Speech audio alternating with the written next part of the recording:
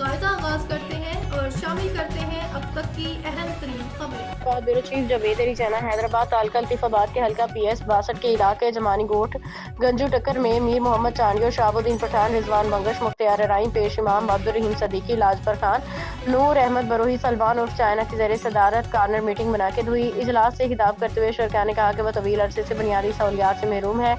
सड़कें, निकासियाब, पानी, दीगर अवामी मसाइल मुसलसल नजरअंदाज किए जा रही हैं। उन्होंने इल्जाम आयद किया कि मुनकिब नुमाइंदे सिर्फ ज़ाती मफदात की सियासत कर रही हैं, जबकि अवाम अब भी मसाइल के अंधेरों में छोड़ा जा हुआ है।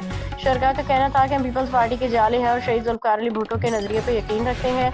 हमारे साथ सौतेली माँ जैसा सलूक किया जा रहा है। उन्होंने कहा कि हमारे हल्के की तरक्याती फंड कहीं और इस्तेमाल किए जा रहे हैं, जो शदीद नाइंसाफी है। मीटिंग में फैसला किया गया कि आने वाले जुमा के रोज साबिक MP अब्दुल जब्बार खान से मुलाकात करके हम तमाम सूरत हाल से आगाह किया जाएगा, हल्के के मसाइल उन तक पहुँचाए जाएंगे।